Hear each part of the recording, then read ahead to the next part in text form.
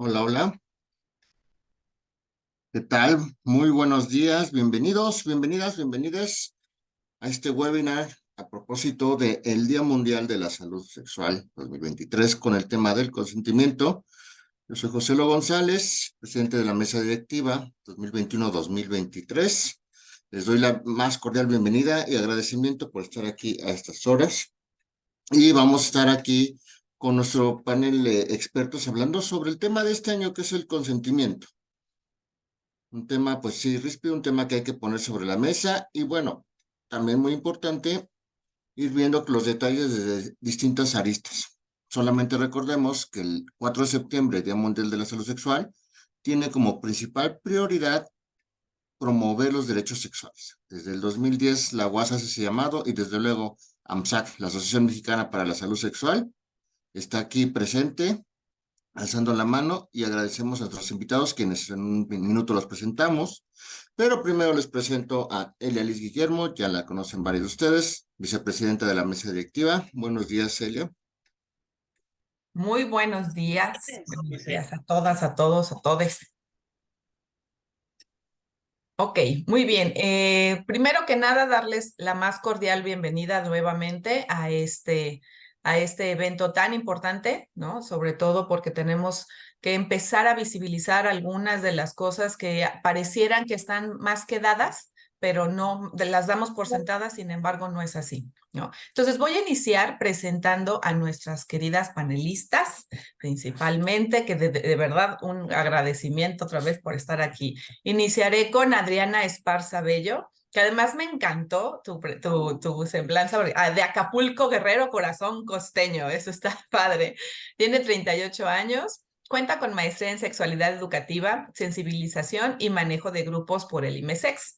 Maestría en tecnologías e innovación educativa por el IESPE, especialidad en sexología educativa por el IMESEX, diplomado en educación sexual para maestras de nivel básico y diplomado aprender a aprender con TICS, ambas por la AF, supongo que es por la Agencia Federal de la Secretaría de Educación del Distrito Federal. Lo que ahora es la Autoridad Educativa Federal de la Ciudad de Correcto, México. ahí Sí. está. Ajá. Licenciatura en Educación Básica por la Escuela Normal Emperador Cuauhtémoc, así como diversos diplomados y cursos por la Comisión Nacional de los Derechos Humanos. Tiene 14 años de servicio dentro de la Autoridad de Educación. De ellos, 9 como docente frente a grupo y 4 de años de directora en la escuela primaria Luis G. León, ubicada en el barrio de Tepito, de la Ciudad de México. Actualmente es jefa de la Unidad de Atención al Maltrato y Abuso Sexual Infantil, lo que conocemos como UAMASI, perteneciente a la Coordinación de Asuntos Jurídicos y Transparencia de la Autoridad Educativa Federal de la Ciudad de México. Formó parte del personal docente de los diplomados de sexualidad infantil y adolescente y educación integral de la sexualidad en el Instituto de Sexología y Desarrollo Humano del Bajío. Asimismo, es coordinadora del taller de infancias y adolescencias de la especialidad en sexología educativa por el IMESEX. Sus áreas de interés son la sexualidad y la tecnología. Su principal objetivo es contribuir al cumplimiento de metas en el área educativa y la sensibilización con respecto a temas de la sexualidad infantil y juvenil, dando soporte y generando nuevas ideas, innovando con soluciones y nuevas estrategias empleadas en las áreas antes mencionadas. ¡Qué bárbara! De veras, te pasas. Bienvenida, Adriana. Muchísimas gracias. Dame unos No, al segunditos. contrario.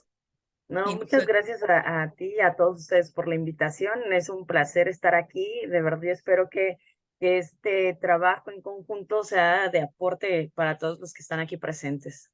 Vas a ver que sí, nos vas a dar muchísimas herramientas por aquí. Y vamos con la licenciada Gabriela Rivera. Ella actualmente se desempeña como oficial nacional de salud sexual y reproductiva, adolescentes y grupos vulnerables en el Fondo de Población de las Naciones Unidas. Es psicóloga social por la Universidad Autónoma Metropolitana, con un diplomado en maternidad, paternidad responsable e igualdad de la mujer por la Universidad de Sarajevo en Bosnia y Herzegovina, y otro diplomado en educación integral en sexualidad. Cuenta con más de 25 años de experiencia en las áreas de salud sexual y reproductiva, población y desarrollo, educación integral en sexualidad y cooperación sur-sur. A lo largo de su trayectoria profesional, se ha desempeñado como gerente de proyectos para América Latina de Partners in Population and Development, con sede en Bangladesh. como oficial nacional de salud reproductiva en la Oficina de México Pathfinder International. Ha sido investigadora en el Instituto Nacional de Salud Pública, ha ocupado diversos cargos como funcionaria pública en la Secretaría de Salud y en el Consejo Nacional de Población. Ha impartido una nutrida cantidad de cursos, conferencias, seminarios y talleres, tanto a nivel nacional como internacional, en diversos temas de salud sexual y reproductiva, embarazo adolescente, educación integral en sexualidad, aseguramiento de insumos de salud sexual y reproductiva, modelos de atención integral a la salud sexual y reproductiva de adolescentes, planificación familiar, determinantes sociales del comportamiento reproductivo y derechos sexuales y reproductivos, entre otros temas. Cuenta con diversas publicaciones sobre temas de salud sexual y reproductiva, planificación familiar, adolescentes, anticoncepción y otros temas. Su experiencia profesional abarca oficinas de campo e implementación de proyectos en Asia y América Latina. ¿Qué tal con Temes aquí con tremenda también licenciada? Muchas gracias, Gaby.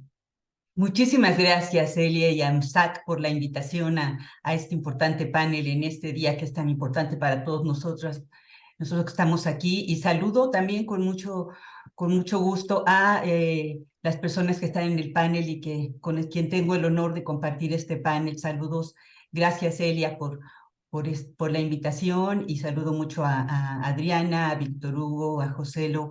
Muchas gracias. Gracias, Gaby. Y Joselo, ¿nos ayudas con quién es Víctor Hugo? Que seguramente también mucha gente lo conoce. Les presentamos ya muy conocido, uno de nuestros consentidos aquí en AMSAC, que siempre le agradecemos su compañía, su apoyo. Víctor Hugo Flores Ramírez, licenciado en Derecho, con maestría en Derecho Penal, especialista en procesos legales de reconocimiento jurídico de personalidad de personas trans, especialidad en educación sexual y psicoterapia de pareja. También es perfilador criminal certificado por el método BEA y tiene un diplomado en disidencia sexual y amparo. Él es abogado postulante, exmiembro del Comité de Bioética de la Investigación en AMSAC. También es miembro del Comité de Disciplina y Justicia del Instituto Salesiano de Estudios Superiores. Es ex asistente investigador del Instituto Nacional de Antropología e Historia en líneas de investigación de antropología de la sexualidad humana. Es exdirector general y fundador de la organización de la sociedad civil Transex Legal. Ex socio del despacho Betancourt Flores Abogados, docente, conferencista nacional, consultor jurídico, asesor jurídico y representante legal en el primer caso de transexualidad ante la Suprema Corte de Justicia de la Nación. Él es Víctor Hugo Flores Ramírez. Muchísimas gracias por estar aquí con nosotros de nuevo, Víctor Hugo. No, pues al contrario, muchas gracias a ustedes por la atenta invitación. Un saludo a todas, todas y todes, e igualmente me complace estar el día de hoy aquí con este panel, en este grupo y panelistas. Gracias. Muy bien, entonces vamos a arrancar de una vez con la información porque, híjoles, es súper importante y además nos podemos llegar a tener algunas dudas, pero vamos a tratar de resolverlas lo más posible. Primero que nada, me gustaría que recordemos que estamos en el marco del Día Mundial de la Salud Sexual con el tema del consentimiento, ¿no? Y que quisiera saber qué es el consentimiento. ¿Nos podrías apoyar primero para darnos algunas definiciones? Creo que los conceptos son importantes, Gaby. Sí, cómo no, gracias. Muchas gracias, Elia. Bueno, el consentimiento, pues desde el Fondo de Población de Naciones Unidas, está estrechamente relacionado con el principio de autonomía. ¿Qué es la autonomía? Pues es la capacidad, el derecho de todas las personas a tomar nuestras propias decisiones. Y bueno, ¿y qué implica? ¿Cómo puedo cómo puedo ejercer este derecho? En primera, pues tengo que saber que tengo el derecho de tomar mis propias decisiones, ¿no? Que este es un derecho y que puedo hacerlo. Que sepa cómo ejercer este derecho, que tenga los medios para ello, que tenga opciones para decidir, o sea, para que tenga posibilidades de tomar una decisión, pues tengo que tener más de una opción. Que esté lo suficientemente empoderada la persona para poder tomar esta decisión y hacer respetar esta decisión. Que tenga los medios para poder llevar a cabo estas decisiones. Es decir, por poner un ejemplo, si una persona decide iniciar su vida sexual, pero no quiere quedar embarazada en ese momento, pues tiene que tener los medios para saber que existen los anticonceptivos, a dónde puede ir a acudir para poder tener un anticonceptivo, por decirles. Si quiero vivir una vida libre de violencia, tiene que tener los elementos para poder saber a dónde puede ir a recibir atención, servicios, para no vivir una vida libre de violencia.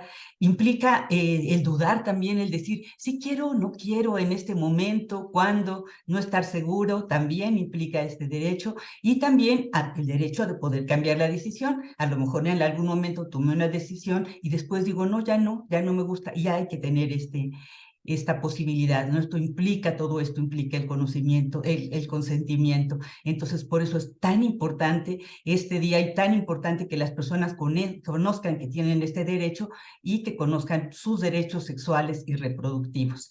Cierro, muchas gracias. Gracias, Gaby. Es que acabas de decir varias cosas importantes que vamos a ir detallando, desmenuzando. Adriana, igual también con tu amplia experiencia en esta parte, sobre todo de infancias y adolescencias, que, híjole, qué difícil es manejar ese tema del consentimiento, que además me brincó con lo que dijo Gaby, ¿no? De conocimiento, pero también por eso nos da el consentimiento. ¿Cómo es el consentimiento? ¿Qué es el consentimiento desde la parte de la SEP? Bien, a ver, desde la parte de la SEP y sobre todo enfocándolo como directamente con los y las niñas y les niñes, tiene que ver mucho como el reinado de tu cuerpo, ¿no? Como si fueras el gobernante, así como se los decimos a los niños, ¿no? Eres el gobernante de tu propio país. ¿Y cuál sería tu población? Tu cuerpo, ¿no? Y al ser tu cuerpo y tu población a la que debes de cuidar, pues también hay límites, ¿no? Que a muchos niños no se les enseña como esta cuestión de poner límites. ¿Y en qué sentido poner límites? Generalmente ya está como esta cuestión como muy conocida de, bueno, al tío o a la tía, si quieres no se le besa, si quieres no lo abrazas y demás, ¿no? Sin embargo, nos está faltando también los límites que podrían no verse como tan comunes, ¿no? Por ejemplo, la ropa, ¿no? Hasta para decidir sobre la ropa. Nosotros o padres, los que somos padres, ¿no? Sobre todo padres, madres, sadres, y que de repente no tenemos esta consideración con las y los niños o las infancias y queremos decidir lo que creemos que es mejor, ¿no? Sin tomarles en cuenta. Por ejemplo, ahorita, más allá de todos estos discursos que se han soltado en discusiones, en cuestiones de los libros de texto, apenas comentábamos con un sexólogo también, ¿no? ¿Quién les preguntó a las infancias qué opinan de esos libros, ¿no? Porque al final hay información diversa, ¿no? En varios ámbitos, pero ¿quién se ha acercado con ellos a decirles, oye, ¿tú qué opinas de estos libros de texto? Entonces está faltando la otra parte que más allá de preguntar ya hay un límite, ¿no? Hay un límite en cuestión de educación donde no se les está acercando en algunos espacios estos libros de texto que al final pues están perdiendo parte del conocimiento y algún adulto está decidiendo, sobre todo padres de familia que no están de acuerdo y están decidiendo por estos niños a no recibir al final algo que por derecho les corresponde, ¿no?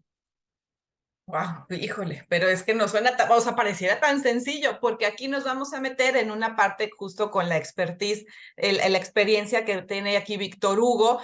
¿Qué pasa con la legalidad, Víctor Hugo, en el caso del consentimiento? ¿Hay alguna definición legal específica que diga esto es el consentimiento? Ok, digamos que para el derecho, el consentimiento no es más que un acuerdo de voluntades. O sea, dos o más personas expresamos una voluntad y en función de esa voluntad, pues se crea técnicamente lo que nosotros llamamos o nosotras el consentimiento. Sin embargo, desde el punto del campo jurídico, pues se va a llevar a cabo pues una suerte de definiciones, de conceptos, de conductas, se van a establecer sujetos, los alcances de las conductas de los sujetos, las edades de los sujetos y en función de eso, pues se va generando pues toda una arquitectura jurídica para ir definiendo las conductas y las prácticas sexuales al interior de los ordenamientos jurídicos en función de dónde estemos, en qué estado o en qué país, y habrá que atender pues a una legislación para poder obviamente comprender los alcances de ese consentimiento.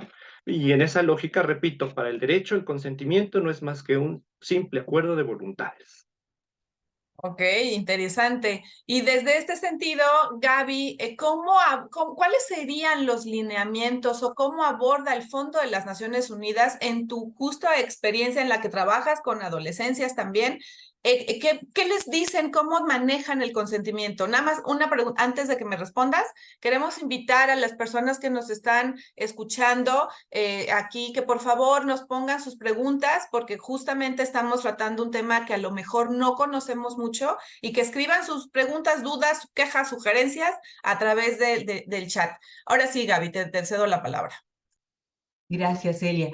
Bueno, desde el UNFPA, desde el Fondo de Población de Naciones Unidas, como mencionaba al principio, lo ligamos mucho con el concepto de autonomía y sobre todo desde nuestro ámbito, pues con autonomía corporal, es decir, con el derecho, es un derecho humano, está estrechamente relacionado con la autonomía también política, económica, significa el poder decidir, tener la capacidad de actuación necesarias para tomar nuestras decisiones sobre nuestro propio cuerpo, sin temor a sufrir violencia, sin que alguien decida por nosotras, por nosotros, como bien mencionaba Adriana. Representa el derecho también a poder decidir sobre nuestra vida y nuestro futuro. Nosotros tenemos mucho esta idea de que si no tienes el derecho de tu propio cuerpo, que es lo primero que tienes que tener para tomar, para consentir algo, para tener un consentimiento, como decía Víctor Hugo, para poder decir libremente entre dos personas o más, decir, bueno, sí o no, uno tiene que tener totalmente esta autonomía y este derecho de sentir, es mi cuerpo, yo puedo decidir, ¿no? Yo soy la dueña de mi cuerpo, soy la capitana de este barco y puede decidir, pero desafortunadamente muchas personas no pueden hacerlo. Hicimos un estudio en el 2020 acerca de 2021 acerca de las decisiones, de quién toma las decisiones, y lo que vimos es que cerca de la mitad de las mujeres en el mundo no toman sus propias decisiones.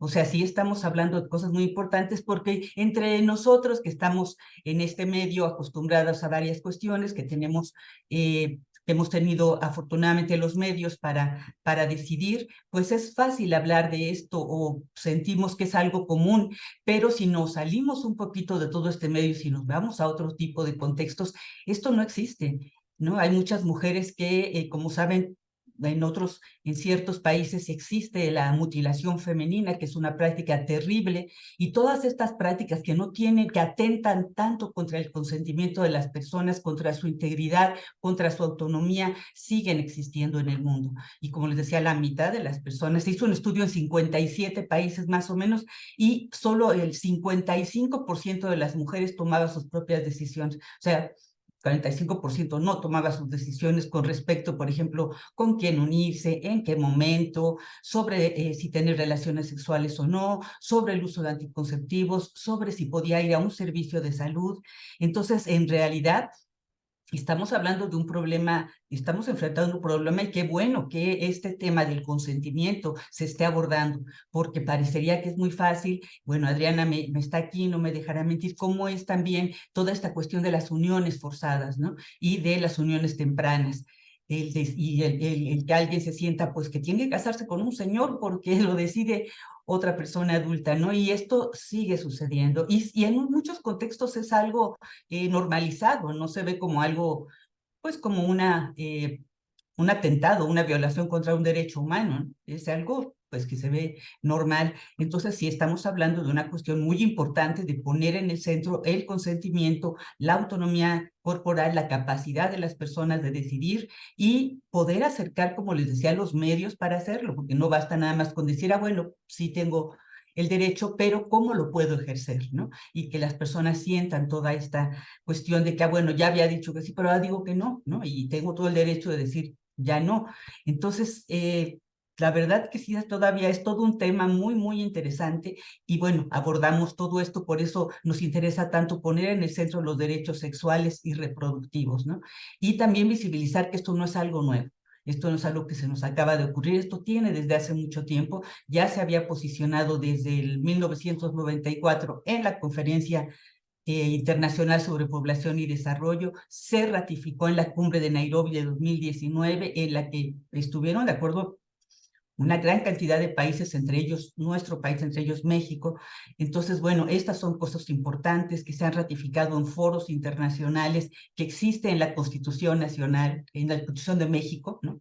El artículo 4º constitucional, por ejemplo, y otros artículos lo respaldan. Entonces, también tiene un marco y un fundamento legal, como decía Víctor Hugo. Y bueno, cierro aquí para dar oportunidad a escuchar otras voces. Gracias. Sí, es que ahorita que estás mencionando varias definiciones, me quedo pensando, por ejemplo, en que a lo mejor no conocemos mucho o quienes trabajamos en el área profesional puede que nos cueste trabajo bajar la información de lo que significa la autonomía corporal. Esa es creo que una parte que me hace un poquito de ruido en ese sentido, ¿no? Que cómo le bajo esto de autonomía corporal igual a consentimiento, igual tal vez lo pondría en ese símil, igual a conocimiento para que pudiéramos trabajar con niñas, niños y adolescentes, por ejemplo, en el tema del aguamasi, Adri, que además es, la unidad que se dedica precisamente a tratar de parar este tipo de violencias que tienen que ver con el mismo autonomía corporal.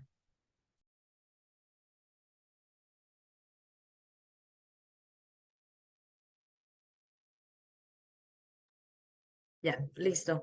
Sí, como desde la prevención y nuestros protocolos de prevención están como muy marcados, ¿no? Siempre la escucha, el estar al pendiente de cómo están las y los alumnos en las aulas, en las escuelas, la cuestión de la sana convivencia y que en esta sana convivencia, con los marcos de convivencia, por cierto que también está el área especializada de convivencia escolar, que invita y hace como diversos programas y diversos materiales precisamente para que las y los niños sean escuchados, ¿no? Para el estar en constante conocimiento de cómo están, ¿no? Uno de nuestros pasos en estos protocolos también, ya que cuando se activan también, son el diagnóstico grupal, cómo se siente el grupo, ¿no? Y es algo que me parece que no siempre se hace en qué sentido de cómo estamos, no solamente cuando yo les preguntaba a los niños, ¿no? ¿Cómo están? Bien. ¿Qué es bien? Porque generalmente nos quedamos como con estas respuestas muy clásicas, muy limitantes, como bien, bien, ¿qué? Bien, bien dormido, bien enojado, bien triste. ¿Y qué hacemos con eso también, no? Entonces, desde la Guamasi sí tenemos como esta situación de qué es lo que esperan o lo que están sintiendo los niños, sobre todo cuando hay un evento de violencia, cuando hay algún acoso escolar o algún maltrato escolar. También es importante aquí, hablando y retomando un poco con la cuestión de los padres y madres de familia, el sentido que les dan también a estas cuestiones, ¿no? Que hay algún, no sé, como algo que está pasando en cuestión social que de repente para algunas mamás o algunos papás, el juego entre pares de niños de preescolar, para ellos ya puede ser un abuso sexual cuando lo cierto es que son niños que están en crecimiento, niños y niñas, que están permitiendo y sí están dando su consentimiento para jugar, para explorarse, para jugar al papá, a la mamá, al doctor, que claro que el docente, la docente debe de estar muy cercano y ver que estos juegos obviamente cumplan con ciertos requisitos para que sí sea un juego que esté consentido, precisamente, ¿no? Que sea algo permitido, que yo estoy de acuerdo, que hay reglas, o cuando no las hay como tal escritas o dichas, son algo implícito, que estoy de acuerdo en lo que estamos jugando, que no siempre es lo mismo. Y eso es importante marcarlo y es algo que a veces las familias no alcanzan a ver. Y entonces si tal vez algún niño o una niña comenta, bueno, es que mi compañerito Pedrito me dio un beso, para algunas personas puede llegar a un abuso, ¿no? Y denunciarlo tal cual. Entonces en la UAMA sí tenemos una gran preocupación de qué está pasando socialmente con estas situaciones. Me habla como de falta de información, de mucho miedo, sí, claro, o sea, hay familias muy temerosas en que a las niñas y a los niños les pase algo y quién no lo estaría, ¿no? Pero lo cierto es también qué está pasando con la educación que tal vez los niños y niñas están recibiendo en casa, porque entonces también me habla de que no hay esta situación de comunicación, de que tú eres dueña de tu cuerpo, de la confianza que se les puede brindar a las niñas, de qué está pasando, de que también en casa podemos decir, oye, te amo mucho, me dejas abrazarte, aunque seas mi hijo, como con este discurso de que eres mío o eres mía, ¿no? Cuando realmente, más allá de poner un simbólico de alguna religión, es un ser humano Es un ser humano que desde casa, si lo vemos así y si la vemos así, es alguien que puede ser autónomo, que claro que no podemos perder de vista que habrá cosas que sí o sí nos van a tocar, ¿no? Que nos tocan, por ejemplo, estás enfermo o enferma, sí o sí te va a tocar una medicina. Eso es de no es que si tú quieres o no. Lo que tú podrías decidir como niño o como niña, en este caso, podría ser, bueno, tal vez yo no esté de acuerdo en tomarme la pastilla con agua, pero ¿me regalas juguito? Y entonces ahí viene una escucha, es te doy y me das, o sea, yo cumplo con cuidarte o que tú tengas como este cuidado básico que como padre necesito darte y que tú también puedas sentirte escuchado o escuchada. En la escuela igual podría ser, ¿no? Como si nos quitáramos esta cuestión de aquí yo solo soy el maestro y que muchos ya están trabajando sobre eso, también es mucho la escucha de con los niños, ¿no? Ayer hacíamos una actividad y reflexionábamos con adultos y reflexionábamos, sí, pero en los contextos con los niños es hacer un diagnóstico de cómo es el grupo, es un grupo muy juguetón, es un grupo muy tranquilo, qué tipo de actividades les vas a dar a estas niñas y a estos niños para que también ellos puedan integrarse a las clases, ¿no? No, un docente no va y se para y aunque esté planeada su clase, su planeación, no va a ser solamente el contenido de un libro, ¿no? También es cómo es el grupo, qué características tiene. Si hay un niño muy tranquilo que no le gusta hablar, tomar en cuenta esta situación y no ponerlo a exponer, ¿no? No ponerlo a exponer cuando sabemos que tal vez es un niño que le gusta participar tal vez más haciendo dibujos, proponiendo con los equipos, pero no es alguien que se vaya a parar, ¿no? Que entonces también vienen niños o niñas que comentan en las familias que se sintieron expuestos. Tal vez no es la palabra que utilizan por las edades, pero sí pueden sentirse de alguna manera avergonzados, ridiculizados, cuando tal vez nunca fue la intención del docente. Y entonces, ¿qué pasa ahí? Nos regresamos otra vez. Sí estaba bien la clase, sí era algo que se tenía que proponer, sin embargo, no se tomaron en cuenta las características u opiniones, tal vez, de cómo se estaban sintiendo los niños, ¿no? Pero todas estas situaciones, generalmente, si quiero aclararlo, ¿no? Desde la UAMASI, son muchas situaciones que se pueden resolver en la escuela, ¿no? Que si se activan los protocolos de atención y que están bien plasmados, todavía estamos haciendo, por cierto, algunas modificaciones en este nuevo ciclo escolar, pero sin duda el lunes, martes salen completos los protocolos. Si se llevan a cabo, de verdad, todas estas situaciones se pueden resolver en las escuelas. Solo cuando el padre de familia no está conforme con todos los pasos del protocolo, sí es conveniente que se le llame la guamasi y entonces entran los especialistas para hacer todos estos pasos que les he comentado, ¿no? Como el diagnóstico grupal, entrevistas a las familias, también a los docentes, para llegar pues justo a una conclusión de qué fue lo que sucedió realmente, ¿no? Y así hacer un informe. Solo si no en abuso sexual infantil, pero bueno, ese ya es otro tema, ¿no? Ahí sí o sí entra Guamasi.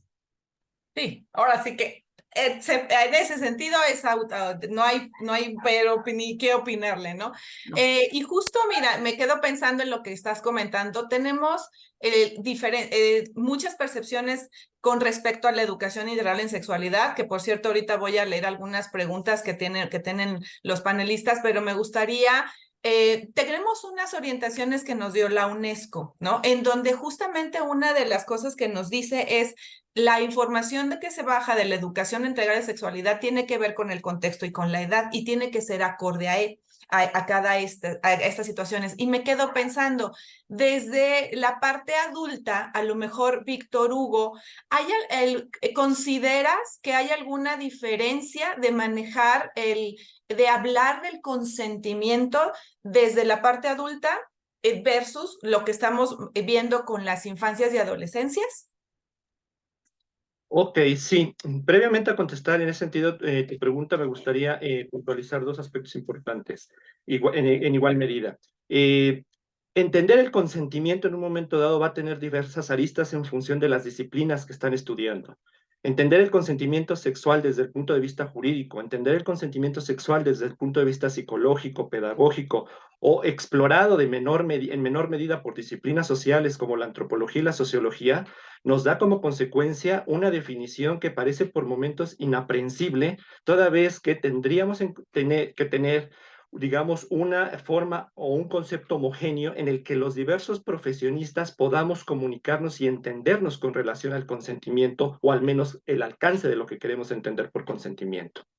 Y en esta lógica, al menos desde el punto de vista de mi profesión, lo que podría sostener es, retomando uno de los aspectos que Gabriel había señalado hace rato, que digamos, el modelo o el arquetipo de sujeto que se nos dio durante la época de la modernidad es un sujeto libre, un sujeto autónomo, un sujeto que se autorreivindica de manera consciente para poder obviamente explayar esa voluntad y que se traduce finalmente en un consentimiento con las otras personas. Sin embargo, la parte de la libertad que es el elemento, digamos, consustancial para la comprensión del término de consentimiento, es una espada también de Damocles dentro del ordenamiento jurídico. ¿Por qué? Porque el mundo jurídico o el mundo del derecho presume que esa libertad, esa voluntad se expresa por igual y en el mismo piso para todas las personas. En otras palabras, el piso no está igual para todas las personas. Y al momento que expresamos nuestra voluntad, nos atraviesan diferentes circunstancias.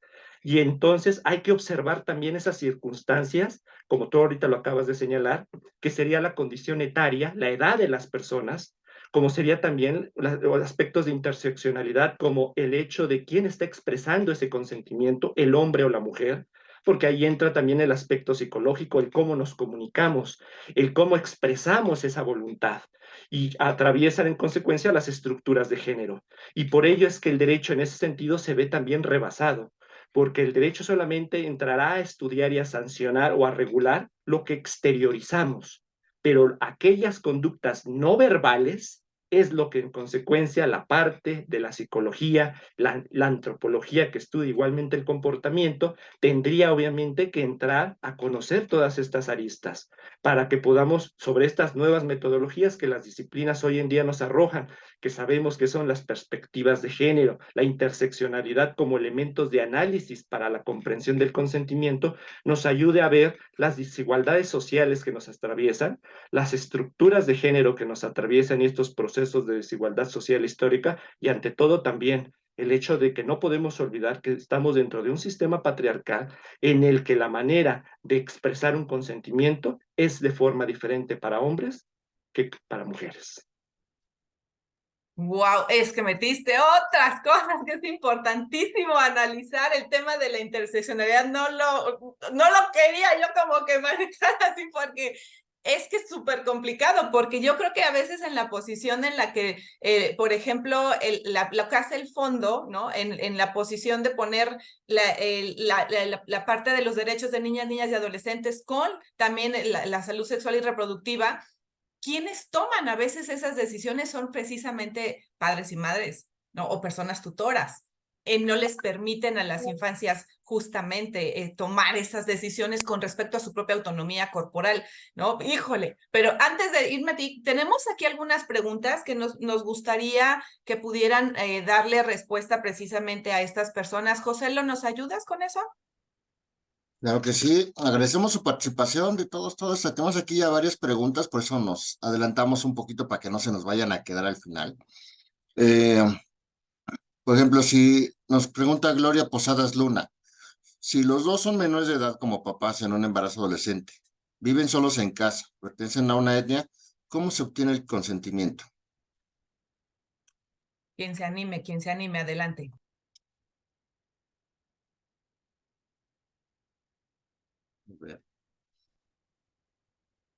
Quien se anime a contestarla, me refiero de nuestros panelistas, quien se anime a contestar esa pregunta que nos hacen.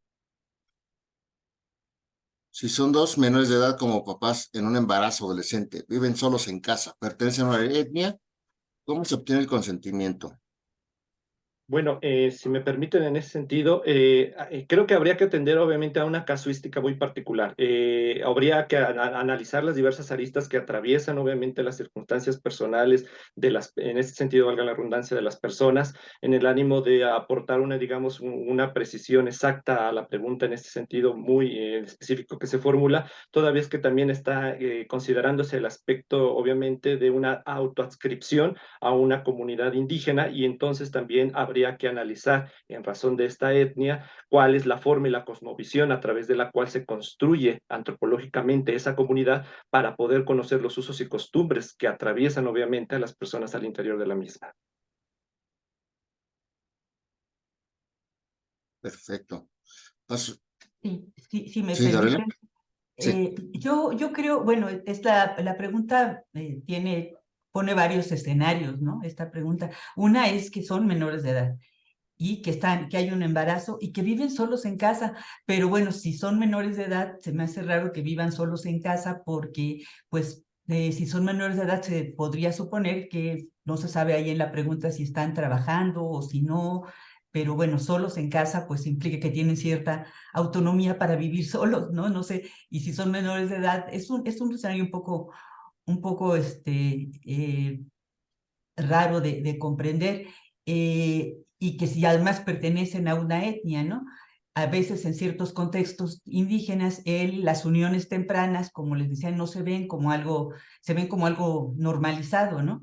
Y, eh, y bueno, generalmente no viven solos, si son menores de edad, normalmente viven generalmente en familias, ¿no? Y hay veces que cuando ya hay un embarazo, a veces se unen, ¿no? Ya sea que sean dos menores de edad, y bueno, si hay consentimiento entre dos menores de edad, pues a lo mejor se podría ver diferente, porque la gran mayoría de casos esto no es así, ¿no? Cuando suceden embarazos en menores de edad, en mujeres, sobre todo mujeres, en mujeres menores de edad, generalmente es con hombres al menos 10 años mayores, ¿no? Como en promedio 10 años mayor que muchas mujeres. Y como les decía, desafortunadamente esto ocurre mucho más de lo que pensamos, ¿no?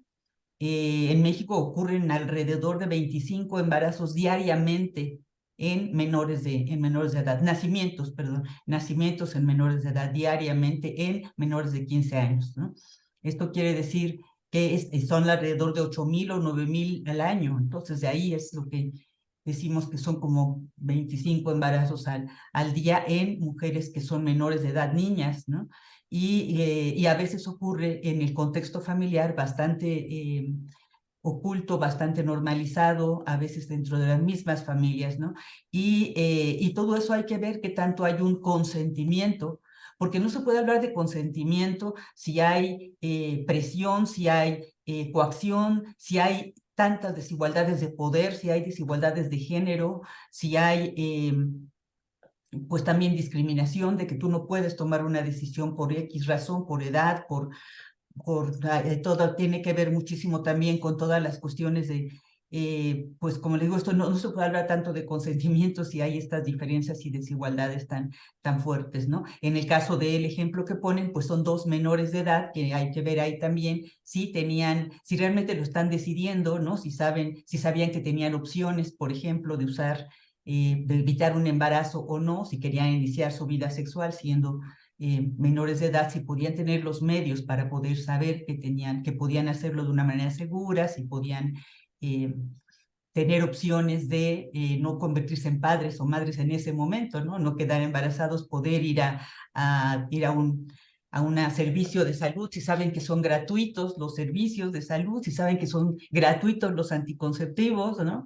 Para una gran mayoría de la población de México no sabe que tenemos este derecho. Realmente no en todos los países los métodos anticonceptivos son gratuitos, no puedes ir a cualquiera en nuestro país, tenemos este derecho que está muy bien en relación a otros países, ¿no? Pero mucha gente no sabe que puede ir y que además, si se lo niegan, tiene todo el derecho de decir, no me lo pueden negar, es mi derecho y me lo tienen que dar. No puedes decir, oye, pero tú si estás tan chiquita o tan chiquito ya quieres un anticonceptivo, ¿para qué lo quieres? Pues como que para qué, ¿no? Pero uno tiene que decir, eso es mi derecho, no. Y para eso, como les decía, hay que saber, hay que conocer que tienes ese derecho. Hay que estar también lo suficientemente empoderado para que si alguien te dice, pero estás muy chiquito, ¿por qué no? Tu mamá sabe ya que estás aquí y que puedas decir, tengo el derecho, ¿no? Que conozca que puede ir sin su padre, madre o tutor, ¿no?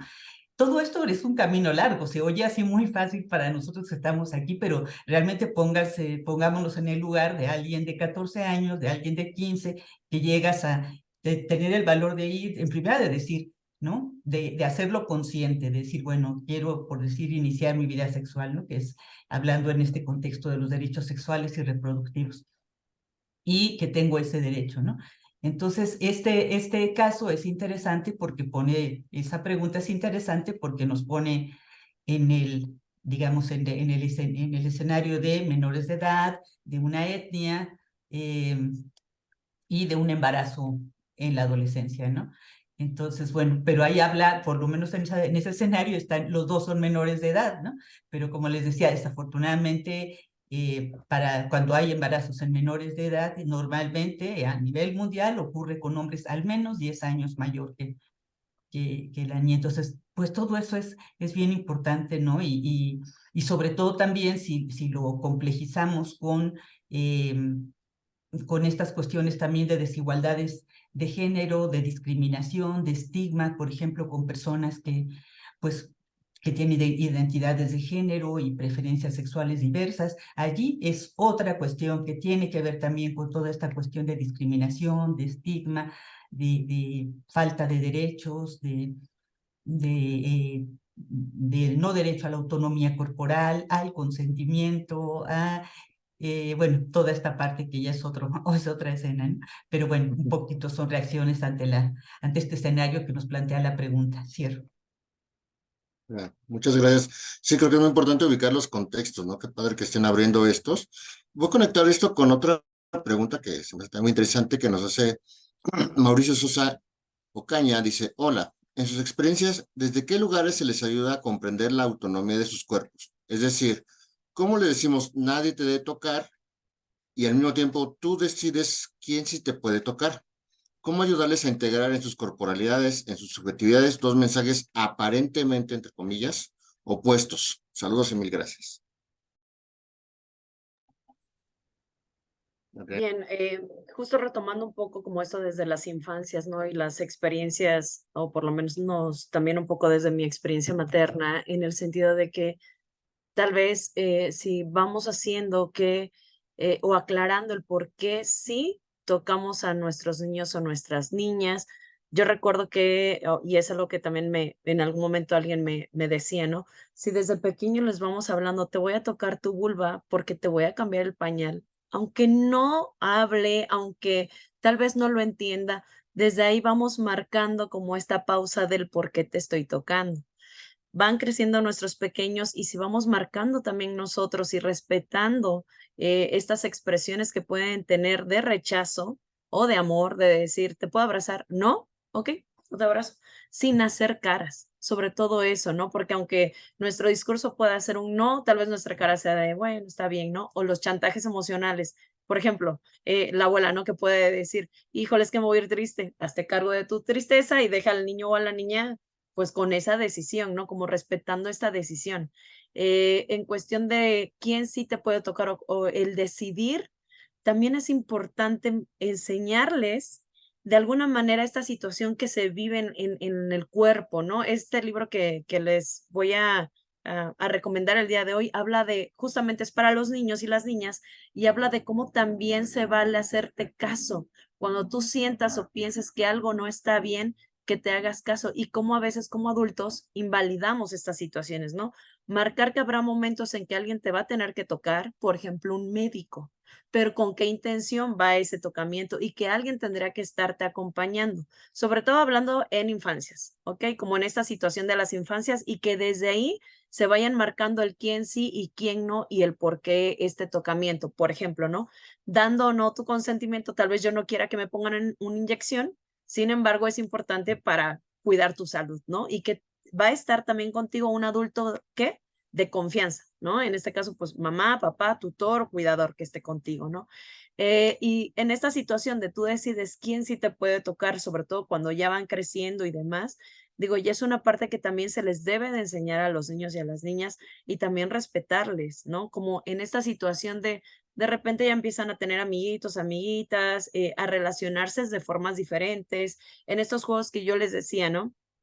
Que en las escuelas obviamente es donde más contacto hay con niños y niñas y vamos viendo en algunos contextos, sobre todo en ciudades, que vivimos como en departamentos, en niditos y no hay con quién salir a jugar tal vez por la seguridad y demás, pues la escuela es el único espacio donde tal vez tengan como este tipo de contactos con sus compañeros o sus compañeras, ¿no? Y permitirles, sí tener contacto, pero también enseñarles a respetar el límite de la otra y del otro, ¿no? Y también saber que sí, que no me hace daño a mí. Ahorita, justamente el día de ayer, estaba viendo una noticia de una secundaria, si no me recuerdo, una secundaria, donde están jugando a presionarse el pecho y el niño cae desmayado. Y entonces, ay, a ver, ¿de qué me está hablando? Sí, hubo un consentimiento para este juego, sin embargo, también no hay un autocuidado. Y que eso ya, hablando de un chico de secundaria, tercer año de secundaria, si no mal recuerdo, es algo que ya debería de saber que lo pone en riesgo, ¿no? Y entonces ahí tendríamos que hablar de otras situaciones en que cuáles situaciones te pueden poner en riesgo y por qué o qué nos motiva también a seguir como en este tipo de prácticas, ¿no? La presión social, los amigos, la falta de redes de apoyo, la falta de herramientas, la comunicación asertiva, ¿no? Para decir, no, no puedo jugar eso porque me puedo, pues, dañar, ¿no? Lastimar. Más allá de todas las consecuencias que hubo escolares, pero sí lo que habla de tu cuerpo y cómo poner límites y también respetar el límite de la otra o del otro, aunque sea un juego. Sí. Es que va ligada con varias cosas, justamente, ¿no? Tenemos Ujú. algunas otras preguntas que me parece que se pueden ir englobando justamente desde la parte de la experiencia legal que tiene Víctor Hugo. Entonces nos gusta, independientemente de que alguna que no quede ahí, la vamos a ir resolviendo. Y después otras que tienen que ver también con lo que acabas de mencionar, Adriana y Gabriela, con el tema del conocimiento, ¿no? Y en ese sentido, cómo se manejan, hay dudas con respecto a que, bueno, desde qué punto de vista es tocar, desde qué punto de vista es pedir permiso, si hay un papá que sí quiere, pero la mamá, el papá no quiere, el papá sí quiere dar consentimiento de una relación, pero la mamá no. En ese sentido van ahorita, pero nos gustaría, Víctor Hugo, tienes por ahí una presentación que nos ibas a pasar, adelante, por favor. Bueno, previamente a ello, que ahorita más o menos en la dinámica que ahorita estamos, ahora sí que estoy también abonando parte de esa presentación, que ya sería más tautológica la presentación. En alcance aparte a lo que acaba ahorita de comentar Adriana, como igualmente lo que tú señalas en el ámbito de los derechos, creo que en este sentido también es importante tener presente que ahora sí la chaviza, los menores de edad, también son sujetos de derechos. Y eso nos tiene que quedar claro también dentro de un sistema en el que somos adultocráticos y desde una mirada del adulto es la que nosotros decidimos lo que los niños, niñas o adolescentes quieren, pueden o deben tener. Y en consecuencia, si transmitimos en igual medida a las adolescencias, a la niñez, que son titulares de derechos, en consecuencia, si estamos hablando de la parte del consentimiento sexual y estamos en esta tónica de que corresponde finalmente también un escenario de libertad, la pregunta ahora sí que del millón sería, esta libertad sexual de la que estamos hablando en términos de consentimiento, ¿qué derechos consagra? Y ahorita de una u otra forma ya los hemos tocado. Por un lado, en un momento dado, lo que hemos señalado, pues consagra el derecho a la integridad corporal, ¿no? El hecho de que finalmente mi cuerpo no se toca, mi cuerpo yo decido quién lo toca, y en ese sentido, pues no traspasar, como lo decía Adriana, respeto del derecho ajeno, el respeto del derecho al cuerpo ajeno, como igualmente a mi cuerpo. Y eso vendría siendo obviamente los límites que reversarían la parte de la violencia o no hacia las personas en la integridad de la misma. Otro aspecto que estaría consagrado dentro de esta lógica de los derechos sexuales, viéndolo desde este sentido, sería también el derecho de la autodeterminación sexual. Yo decido finalmente con quién me vinculo erótica y afectivamente, o en función de mis proyectos de vida, o en función de una percepción subjetiva de una identidad sexogenérica, en lo que se ha venido dando también dentro de las nuevas infancias. Y también el otro aspecto importante y coyuntural sería el derecho a mi propio cuerpo, y que aquí está inscrito lo que el discurso reciente que ha venido trabajando la UAS y el gremio de sexólogos y sexólogas, que es la parte también del placer sexual. Y en ese sentido, pues también es importante que veamos el placer sexual con esta otra mirada, no solamente desde el punto de vista de prevención de infecciones de transmisión sexual y en esa lógica de todo este discurso médico que conocemos, sino también la otra cara, la cara, digamos, agradable y bonita del placer sexual en la que nos podemos construir y gozar de una manera dentro de los límites del consentimiento sexual. Wow, es que sí, justo el hablar ahorita de temas de derecho de placer también es un tema que golpea a mamás, papás sobre todo, ¿no? Porque como mi hijo, mi hija visualizo esta mirada adulta y no me bajo a la mirada infantil o adolescente de que también tienen derecho, ¿no? Y el cuerpo siente y no va a dejar de sentirlo solo porque la mamá o el papá le diga, pero ahí entra el juego, el consentimiento. Eso es justo una de las partes que estamos. Entonces vamos a, me gustó lo que dijiste, Víctor Hugo, si quieres seguimos en la misma línea de ir respondiendo las preguntas porque me parecen importantes. Aquí hay una... no sé qué opines, Joselo, por aquí. Ah, ya alguna estamos viendo, sí. Que tenía que ver con lo que comentabas, Adriana, con el tema de los libros de texto. Aquí la pregunta sería, ¿cómo hablar de consentimiento cuando no se tiene justamente el conocimiento de esa autonomía o ese derecho en una sociedad en la que no les va a compartir los libros de texto? Por ejemplo, ¿cómo va a abordar la SEP? ¿Cómo va a abordar la autoridad educativa a quienes no han tenido este acceso o no lo van a tener? Eso tendremos que dejarlo, esta parte del consentimiento. En la Autoridad Educativa Federal, que es obviamente solamente la Ciudad de México, aquí todos ya los libros se repartieron a todas las escuelas. Eso es como, digo, como prioritario, ¿no? Como aquí en la ciudad sí hay como esta apertura, ¿no? ¿De qué nos está hablando esto? Que habrá estados que tal vez todavía falta como estas situaciones, y voy a retomar un poco de lo que decía Víctor, al final, ¿a qué niños sí se les habla de sus derechos, no? Desde el inicio, vámonos desde el inicio, desde casa, tienes derecho al juego, a la recreación, de que tienes derecho como a ciertas situaciones que a veces como papás castigan, ¿no? Como de hiciste esto, no tienes, entonces te voy a quitar algo, ¿no? Que al final es su derecho. Entonces, si nos vamos desde lo básico, estamos hablando que habrá lugares y contextos, familias, por ahí veía hasta cuestiones religiosas, ¿no? Como no, ni siquiera te doy el acceso a algo, y entonces estamos hablando del derecho a la educación, porque es lo que hay en este momento. Entonces, si vamos a retomar libros de textos que tal vez no me hablan de sexualidad, de familias diversas, ¿no? Como de otras situaciones, porque escuchaba una madre de familia que decía, es que a los niños los están sexualizando, pero es que todos somos seres sexuados, ¿no? Entonces, como, ¿de qué me hablas? Y al final hay que enseñarles a los niños, ¿no? Y decía, es que hay niños que ya violan en preescolar. Y era como, no, los niños no violan, los niños están jugando, hay que marcar límites, ¿no? Y entonces, lo que yo invitaría, ¿no? Como desde una postura de docente, y siempre lo dije así, sí, tenemos nuestros libros de textos y vamos a analizar, vamos a compartir conocimiento. No solo es lo que está en un libro, no solamente es lo que está en un plan, es también el compartir y en ese construir saberes, porque al final yo les decía, estamos trabajando unas fichas de sexualidad y les decía, habla de tu familia, el contenido, ¿no? Como tal. Y yo proponía, bueno, ¿por qué no invitar a los niños también y hablar de familias diversas? Y dicen, no, es que ¿cómo lo vamos a abordar? No está en el plan y programa. No, pero está en la sociedad. ¿Qué niño, qué niña no ha visto tal vez a dos hombres besándose?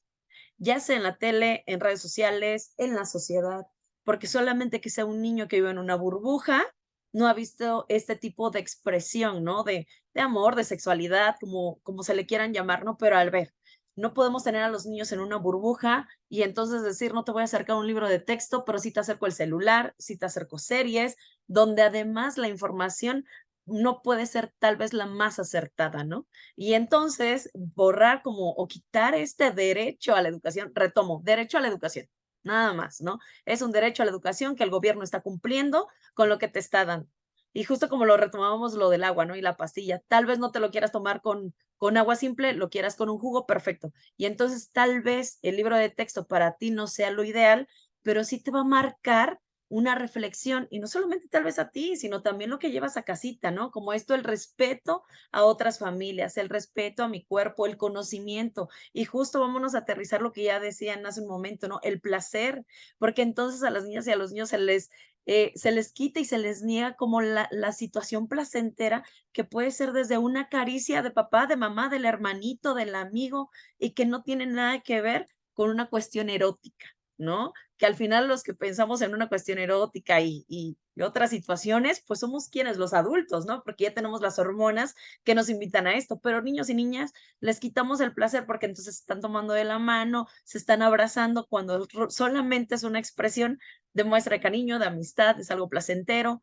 Y entonces hay como diversas variantes aquí. Sin embargo, lo que sí les comparto es que en la Ciudad de México sí se repartieron los libros en todas las escuelas.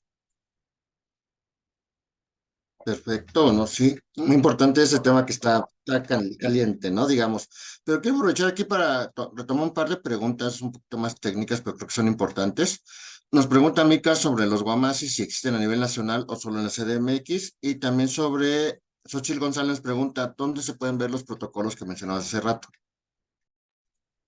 La Guamasi sí, solamente es de la Ciudad de México. De hecho, algunas situaciones que llegan a pasar precisamente como en espacios más cercanos como el Estado, de repente es como, ¿por qué no entra Guamasi? ¿Por qué no vaya apoyo a las escuelas? Porque nosotros coadyuvamos a las escuelas realmente, pero no, nuestro ámbito solamente es de la Ciudad de México.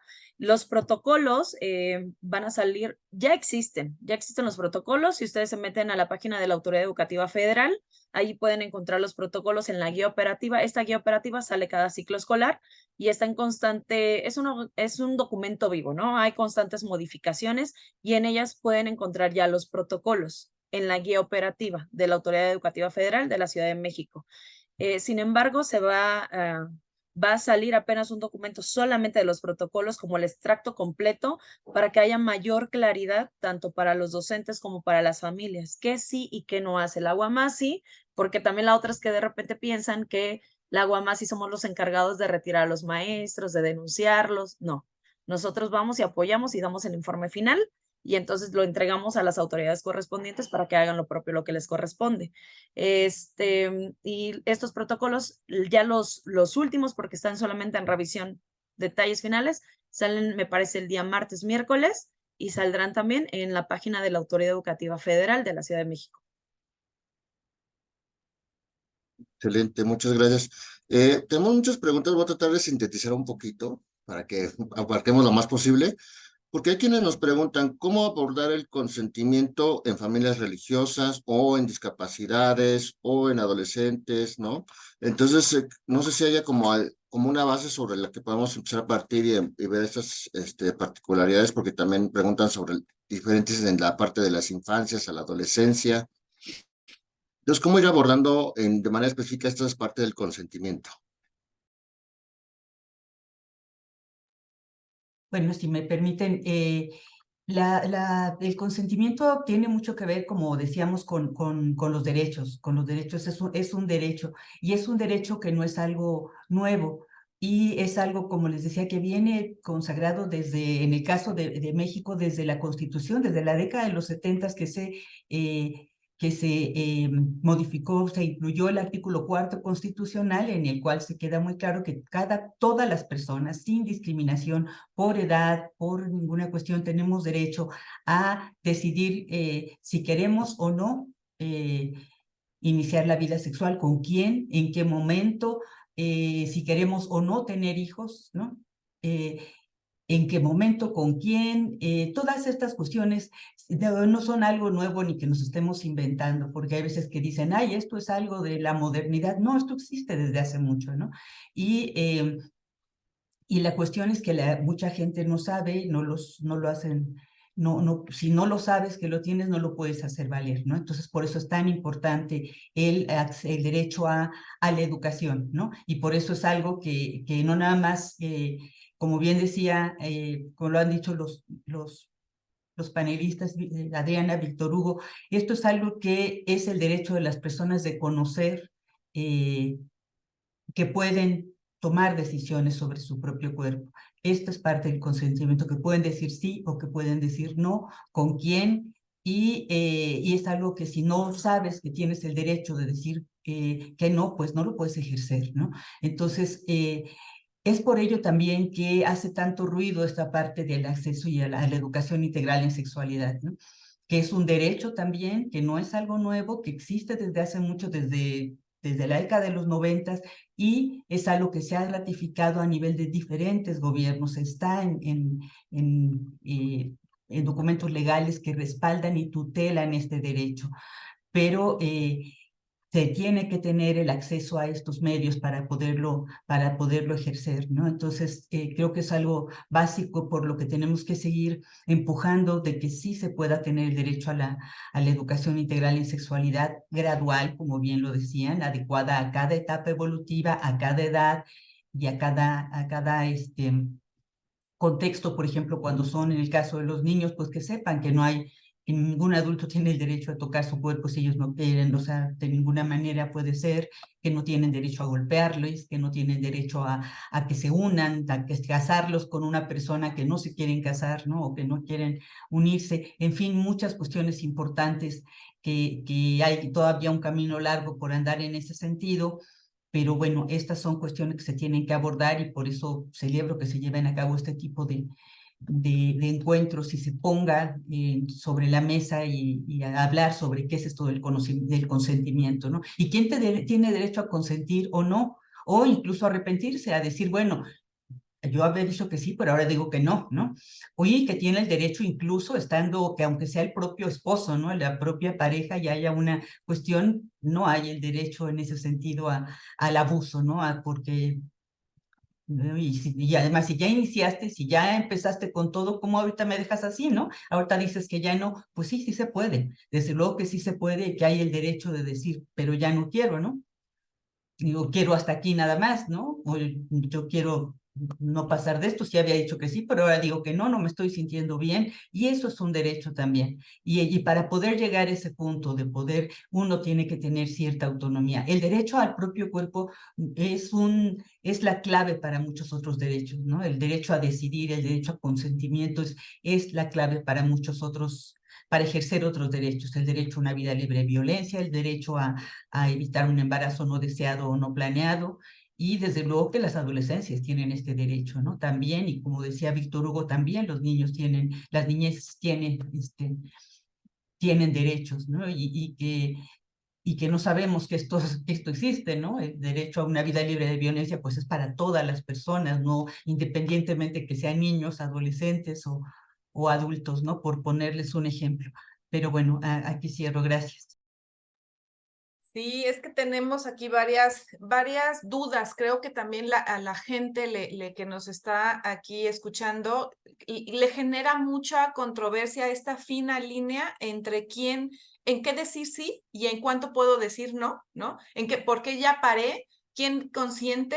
Aquí hablan también, por ejemplo, del consentimiento en las personas adultas mayores y en las personas adultas también. ¿Cómo se manejan estas situaciones? Y me gustaría, a lo mejor aquí, Víctor Hugo, creo que podrías ayudarnos con esta. Dice, ¿cuál sería un buen punto de partida para trabajar con personas adultas a cargo de las infancias para el reconocimiento de estas como sujetos de derechos y como garante de esos derechos, con el objetivo de cuestionar las formas del cuidar bien, que eso es algo que pareciera que tienen un poquito relación con lo que decía Adriana, ¿no? Pero basadas en esta negación de derechos. Ok, pregunta compleja. Ok, la voy a contestar de la siguiente manera. Creo que en este sentido igualmente las disciplinas sociales como la antropología y la sociología, como hace rato lo apunté, nos han ayudado a cuestionar de una u otra forma las estructuras y cómo nos estamos desarrollando cotidianamente. Y hay un lema que creo que en el análisis que se realiza desde las disciplinas sociales plasma perfectamente uno de los estereotipos sociales en el que se ve reflejado cómo se aborda social y culturalmente el consentimiento sexual. Y si acudimos en ese sentido a los refranes populares, estos nos dan obviamente pues, un enriquecimiento para el estudio de estos estereotipos y prejuicios sociales y que por ahí voy a encauzar la respuesta a la pregunta que me estás formulando. Dice uno de los refranes populares en México, el hombre propone, la mujer dispone. Y en ese sentido, a mi modo de ver, es el fiel reflejo de cómo en el imaginario social está retratado el consentimiento sexual. Si vemos en ese sentido que el hombre propone y la mujer dispone, en términos legales y en términos en el que se deposita la responsabilidad del consentimiento sexual, es la mujer. Y en esta lógica, dentro de este estereotipo social, recae en la mujer al momento de que consentir se hace un verbo femenino. Es la mujer la que va a consentir la propuesta del hombre dentro del sistema de las estructuras de género. Y en consecuencia, si es la mujer la depositaria de esa responsabilidad del consentimiento sexual, entonces entramos en una problemática. Porque hace rato igualmente comentábamos en la lógica de que los hombres y las mujeres, dentro de la parte de la psicología y lo que se ha dado en estudiar, pues nos comunicamos de diferentes formas, a través de las partes verbales y no verbales. Y en este sentido, los hombres malinterpretamos el consentimiento de las otras personas. Y entonces decimos que nos dijo no, pero en realidad quería decirnos sí. Me está mandando un doble mensaje, me cerró un ojo. Bueno, posiblemente la persona tenía comezón y no alcanzó a rascarse y cerró el ojo en ese momento. Y no se traduce que te esté mandando un mensaje de que sí y que a la mera hora no.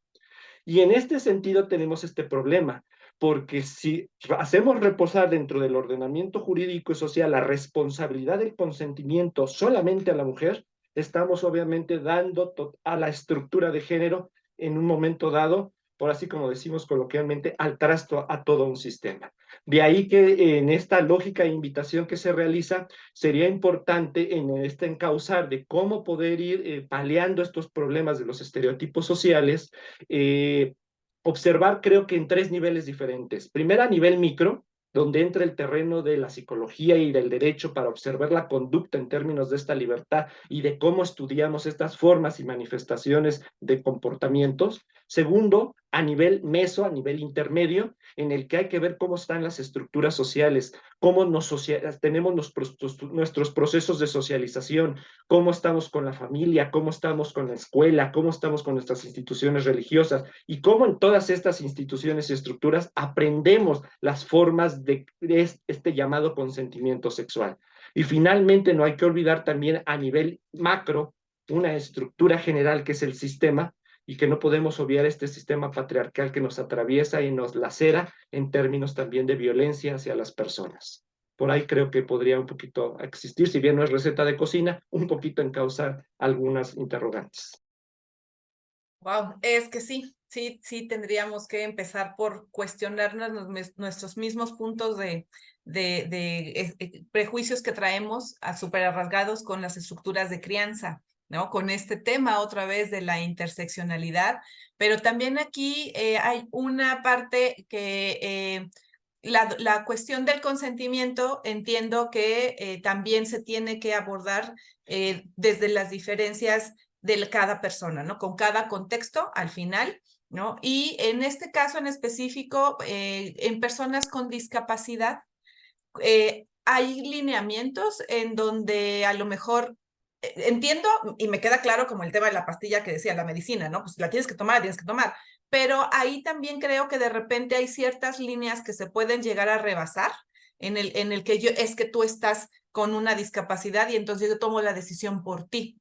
¿Cómo se manejaría aquí estas situaciones del consentimiento en específico, por ejemplo, con infancias que viven con discapacidad?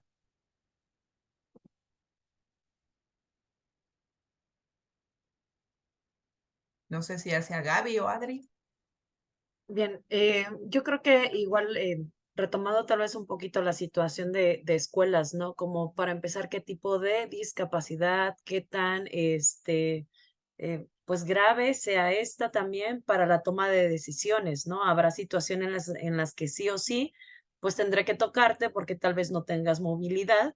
Habrá otras situaciones en las que tal vez no puedas entenderme que necesitas tomarte tu pastilla y hasta digo, hay papás o mamás que buscan estrategias, ¿no? Para que estas medicinas lleguen a las personas que viven con discapacidad. Sin embargo, sí es importante que en este aspecto y en este sentido, hablando del consentimiento, sobre todo desde la situación del cuerpo y de los límites, de los tocamientos, porque por ahí veía, ¿no? Como las situaciones que pueden ser una caricia y un tocamiento en el sentido de tocar, sobre todo con alguna otra situación, pues hay muchísimo trabajo, ¿no? La realidad es que hay mucho trabajo por hacer porque los niños y niñas, pues sí, claro, al final es una población vulnerable más cuando no tiene las herramientas o el conocimiento de sus derechos, cuando no tiene una red de apoyo, cuando no tiene el conocimiento ni el consentimiento también que se le haya dado en familia y se le agrega un poquito más la vulnerabilidad en situación de discapacidad y repito, tendría que verse cuál sería y qué tan grave puede ser esta, ¿no? Y sobre eso se tendría que trabajar. Esto me lleva a reflexionar un poquito sobre la primera pregunta, ¿no? ¿Cómo se trabaja el consentimiento? Y yo estaba reflexionando como, ¿en qué? Porque niños solos, embarazo, ¿no? Etnia, y entonces era como, ¿en qué de todo? ¿En qué momento llegaron esos niños a estar solos, ¿no? Y entonces igual, vamos a regresarnos como a esta pregunta y es como, sí hay que trabajar mucho en eso, pero sí también ver los límites, nuestros alcances como adultos también, responsables de menores o de infancias, en esta situación de discapacidad, sobre cuál sería y qué tan grave es esta, como para saber cómo acompañamos este crecimiento, ¿no? Y este entendimiento de sus derechos del consentimiento y que también ellas y ellos en algún punto puedan poner también límites cuando no estén tal vez estas personas de la crianza, ¿no? Que están ahí de primera mano. Gracias, Adri. Gaby, desde el Fondo de las Naciones Unidas, me corriges y bueno, sobre todo lo que tú haces, generan programas precisamente para trabajar también con poblaciones infantiles y adolescentes. En este sentido, ¿cómo aborda específicamente el consentimiento? O sea, ¿en qué momento van metiendo el tema del consentimiento en estos mismos programas del Fondo de las Naciones Unidas? Bueno, se trabaja de todos los programas. Por ejemplo, tenemos también, como ya se habló, nosotros abordamos el consentimiento desde el derecho de todas las personas a poder decidir libremente sobre su cuerpo, ¿no? Y esto se plantea siempre desde un marco de derechos, ¿no? Hay una cartilla de derechos sexuales y reproductivos, que es una cartilla ya consensuada y existen una serie de derechos que están allí, que están avalados, y esta cartilla les invitamos a las personas a que la conozcan. Si ustedes ponen en Google cartilla de derechos sexuales y reproductivos, van a poder conocerla, ¿no? Incluso hay también una cartilla para personas con discapacidad, que aquí es algo que se mencionó, ¿no? Y como bien decía Adriana, depende, hay muchos tipos de discapacidad, no se puede englobar así en todo ahí, como hay muchas infancias, hay muchas adolescencias, hay muchas formas de vivir esta situación, y nosotros lo enmarcamos dentro del contexto de derechos humanos y de derechos sexuales y reproductivos, ¿no? El derecho a expresar nuestros afectos, el derecho a decidir iniciar o no tu vida sexual, el derecho a hacerlo dentro de un marco libre de decisión, ¿no? El derecho, como decíamos, no hay consentimiento si hay abuso, si hay coacción, si hay una asimetría de poderes, tiene mucho que ver con las desigualdades de género, y en este sentido también abordamos mucho la parte desde, como te digo, del marco de derechos, desde el marco de derechos sexuales y reproductivos, desde el marco de promover la igualdad y la equidad de género, el que pueda haber situaciones con más simetría en el poder y no tan asimétricas. Tiene mucho que ver con las desigualdades en todo tipo, ¿no? Las desigualdades siempre dan lugar a todas estas partes de abusos, ¿no? Tiene que ver con las desigualdades en términos de acceso al poder en general, ¿no? Las desigualdades económicas, las desigualdades sociales, desafortunadamente muchos casos de violación de derechos humanos ocurren en las personas que presentan diferentes vulnerabilidades, ¿no? Que además de que sean menores de edad, a veces son mujeres y luego son de una etnia, y en fin, se van haciendo estas cuestiones que bien mencionaba Hugo de las interseccionalidades, ¿no? Vemos que, por ejemplo, el embarazo en adolescentes ocurre más, y mientras más se van juntando todos estos factores que mencionábamos, ¿no? Se dan en contextos de uniones forzadas, se dan en contextos desigualdades sociales, económicas, y todo esto lo abordamos en ese sentido, ¿no? En tratar de ver cómo pueden las personas hacerse más, poder realmente ejercer este consentimiento, ¿no? Poder saber, tener todos los elementos y herramientas para poder tomar sus propias decisiones. Entonces, desde este contexto de derecho, no sé si estoy contestando tu pregunta, Elia, pero es este contexto básicamente como un derecho humano fundamental, el derecho al consentimiento informado, el derecho al propio cuerpo, a decidir sobre tu propio cuerpo. Claro, con todas estas cuestiones que también mencionaba Adriana, ¿no? Si hay una persona que dice, pues, no sé, si hay una cuestión en donde hay veces que tienes que decir, bueno, esto es lo que te hace en este momento, lo que necesitas en este momento para salvar tu vida, ¿no? Es una cuestión de salvar vidas. Pero entramos, hay casos en donde varias cuestiones que se han mencionado o algunas de las preguntas que vi tocan algunos casos en donde se tocan la rayita, ¿no? Entre qué tanto es el derecho de una persona, en donde se tocan algunas cuestiones que tienen que ver con, yo decido embarazarme a los 14 años, ¿no? ¿Qué tanto es una decisión, ¿no? ¿Ves? ¿Qué tanto es una decisión? ¿Qué tanto la única opción que tienes? ¿Qué tanto pues la única cuestión que se te hace que tienes de vida, ¿no?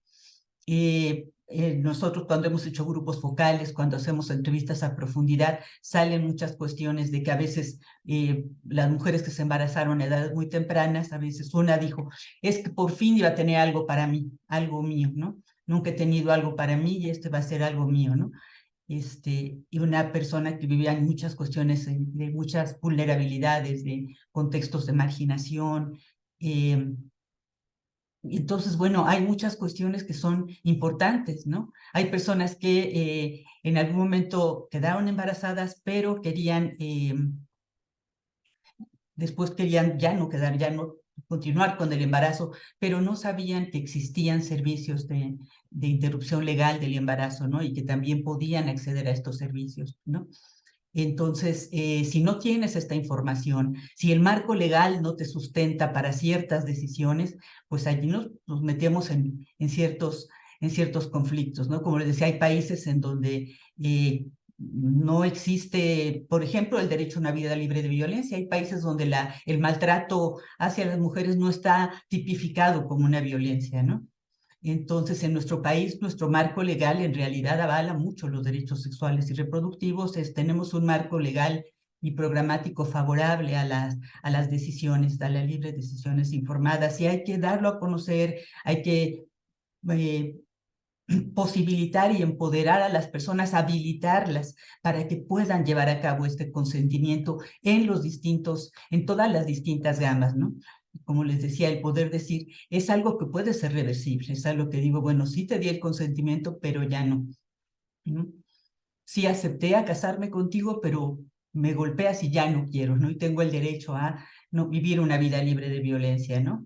No, que no pase esto que decía Víctor Hugo, es mi marido y no es, son cuestiones en donde esta asimetría de poder pues están impidiendo el ejercicio de un derecho, ¿no? Y si hay asimetrías de poder, si hay desigualdades, si hay coacción, si hay violencia, si hay falta de conocimiento, si se le está negando a la persona su derecho a la información, a la educación, y en este caso también la educación integral en sexualidad, por eso es tan importante que las personas conozcan todas estos elementos, ¿no? Pero como también, pues todo esto, empoderarte, pues es algo que si alguien es dueño de tu cuerpo, si alguien te controla, pues tiene poder, ¿no?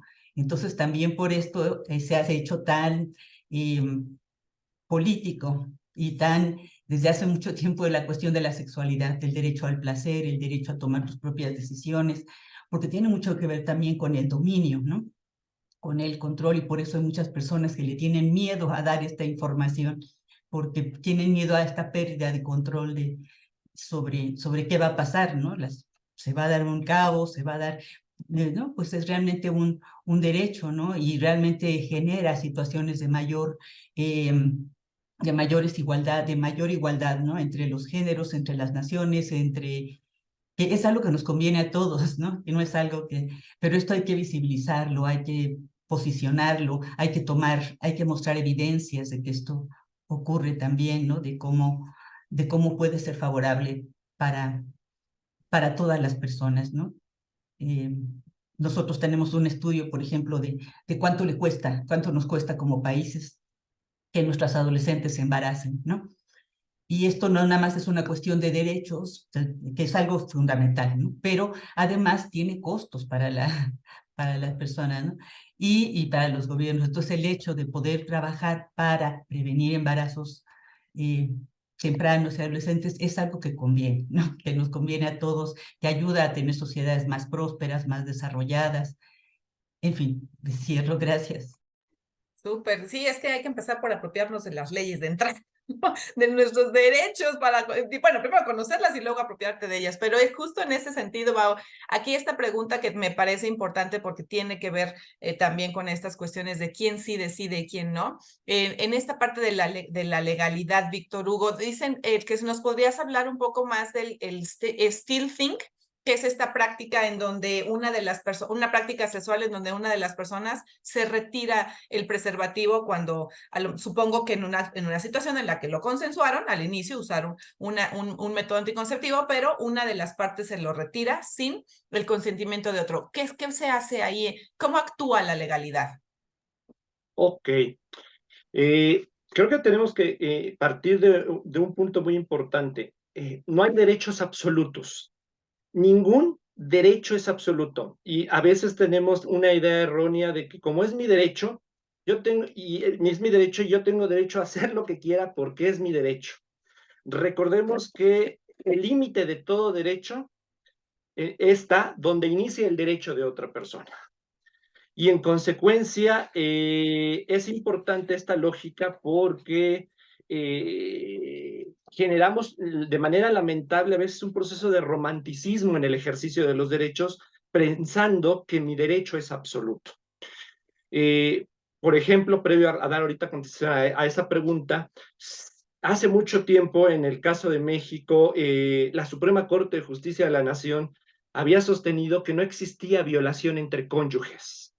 ¿Por qué? Porque en un momento dado existía una interpretación que no nos daba una visión integral en un momento dado de comprensión de los elementos que hemos estado ahorita dialogando en esta plática, en esta mañana, y se consideraba que era el ejercicio indebido de un derecho. Esta lógica de un débito conyugal en el que la persona pues está obviamente exigiendo su débito conyugal y que como consecuencia ejerciendo obviamente su derecho. Hoy en día, pues esta concepción está totalmente rebasada. La misma Suprema Corte de Justicia tuvo que reflexionar respecto de este razonamiento y hoy está perfectamente tipificado el delito de violación entre cónyuges. En igual circunstancia, por cuanto hace a las prácticas sexuales, en el caso de otros países ya está sancionada la práctica sexual que ahorita que ahorita estás señalando, ¿no? El iniciar una práctica sexual en el que existe un método de barrera y en el inter, obviamente, en ese sentido, uno de los integrantes, en específico, por regla general es el hombre, se quita el preservativo y en un momento dado, sin pedir el consentimiento a la otra persona, pues está ya viendo una vulneración a este ejercicio de lo que estamos hablando de este consentimiento, toda vez que nuestra práctica había sido consentida con un método barrera y que puede ser en consecuencia también revocada esa decisión de continuar en esa práctica si se cambiaron las reglas del juego. Si iniciamos las reglas del juego que eran ABC y de momento ya es ABZ, espérame tantito, ya no es la negociación, ya no es la expresión libre de esa voluntad que inicialmente estamos hablando. Y por ende, pues bueno, sí existen, claro, otras legislaciones de avanzada en otros países donde sí en un momento dado, pues se llega a considerar, de hecho, hasta violación el quitarse el preservativo dentro de esta práctica sexual.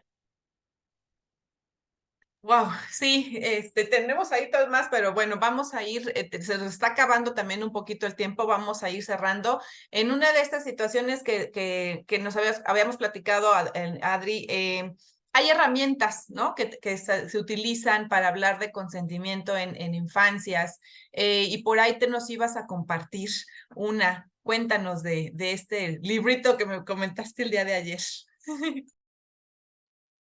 Ay, sí, bueno, es que, digo, como sabrás, claro que me encanta trabajar con las infancias, ¿no? Entonces, sí, estoy como muy enfocada en esto. Hay un libro que existe, precisamente se llama así, no sé si puedo mostrarlo, se llama El consentimiento para niños. tal vez yo le agregaría la A y la E, ¿no? Porque al final es hacer visible, ¿no? Porque si no lo llamamos, si no lo nombramos, como hacer notar a la otra o al otro, ¿no?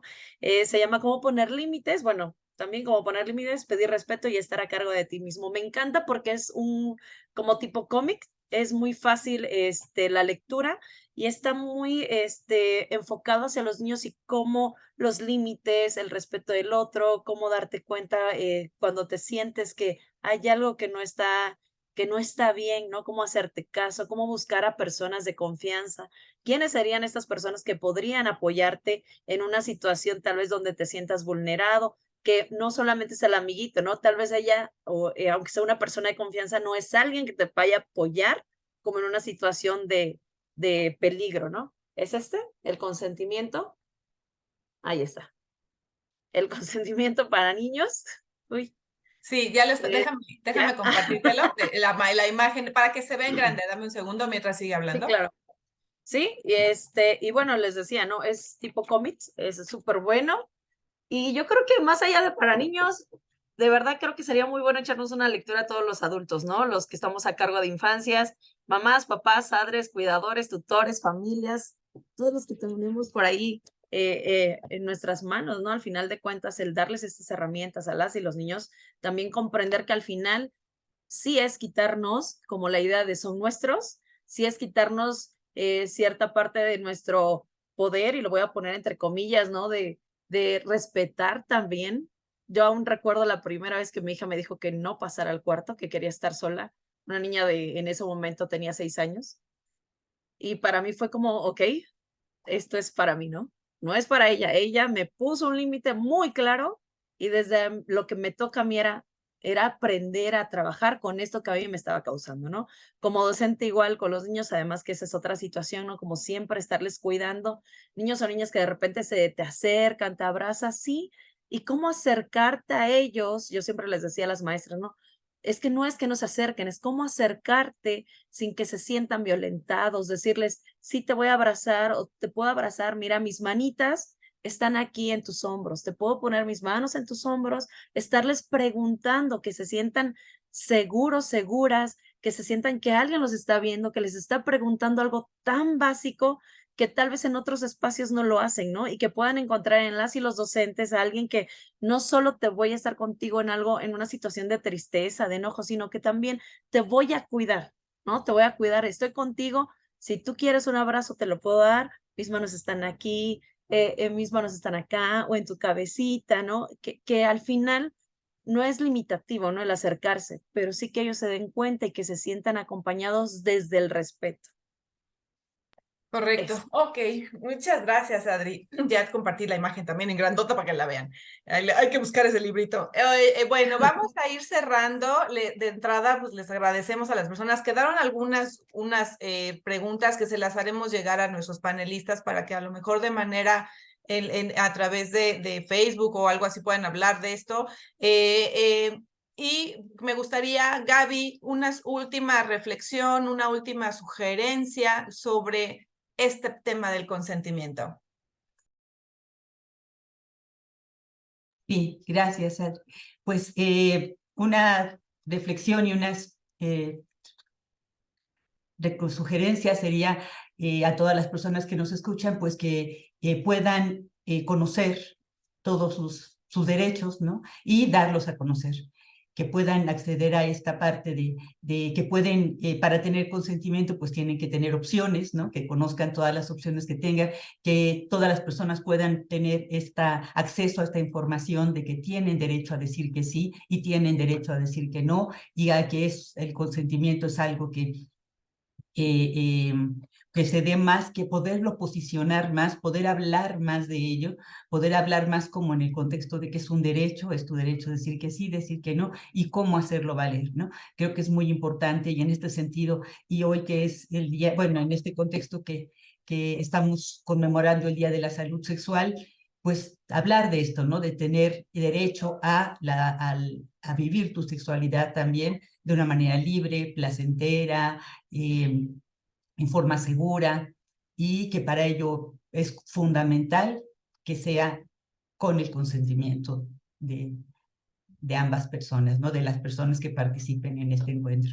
¿Sí? Y conocer y a invitar a las personas que conozcan esta cartilla de derechos sexuales y reproductivos y que conozcan también la cartilla de derechos sexuales para personas con discapacidad, ya que es un tema que ha salido aquí muchas veces, invitarles a que los conozcan, ¿no?